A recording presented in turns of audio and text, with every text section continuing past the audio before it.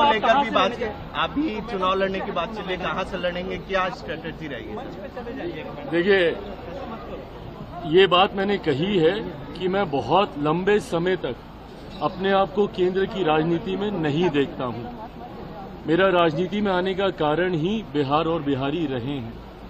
ऐसे में मेरी इच्छा है कि मैं जिस सोच के साथ राजनीति में आया हूं, मेरा एक अपना विजन भी है, बिहार फर्स्ट बिहारी फर्स्ट। ऐसे में मैं चाहता हूं कि मेरा राज्य बिहार विकसित राज्यों की श्रेणी में बराबरी पर आकर खड़ा हो। जो तीसरी बार का सांसद बनने के बाद मुझे एहसास हो रहा है कि दिल्ली में रह के शायद नहीं संभव होगा।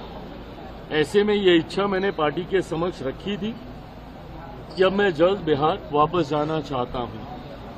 ऐसे में अगर पार्टी चाहेगी, और जब मैं ये कहता हूं कि पार्टी चाहेगी तो छूटते ही आप लोग ये सवाल दागेंगे कि भैया आप ही पार्टी हैं, आप अगर चाहेंगे तो कौन आपको रोकेगा। हकीकत भी है, गलत नहीं है ये। पर जब मैं कहता हूं कि अगर पार्टी चाहेगी, इसका मतलब ये है कि पार्टी इवैल्यूएट कर रही है इस बात को कि क्या मेरे चुनाव अभी लड़ने से पार्टी को फायदा होगा। क्योंकि कई बार जब राष्ट्रीय स्तर के नेता प्रदेश का चुनाव लड़ते हैं तो चुनाव में भी आपको मजबूती मिलती है। भारतीय जनता पार्टी ने कई बार इसका प्रयोग किया है जब उन्होंने अपने सांसदों को चुनाव में उतारा, जिसका उनको स्थानीय स्तर पर विधानसभा के चुनाव में फायदा हुआ, और ये होता है।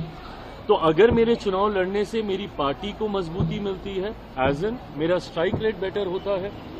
लोकसभा में हम लोग का 100% स्ट्राइक रेट था। मैं चाहूंगा कि विधानसभा में भी मैं जितनी सीटों पे भी लड़ूं, पर मेरा स्ट्राइक रेट बेटर हो। तो अगर मेरा स्ट्राइक रेट मेरे लड़ने से और मेरे गठबंधन का प्रदर्शन अगर इससे बेहतर होता है, जो कि चर्चा में लग रहा है, तो मैं जरूर लड़ूंगा। मुख्यमंत्री पद की बिहार विधानसभा चुनाव में मुख्यमंत्री पद की कोई वैकेंसी नहीं है। मौजूदा मुख्यमंत्री नीतीश कुमार जी ही चुनाव परिणामों के बाद प्रदेश के मुख्यमंत्री बने।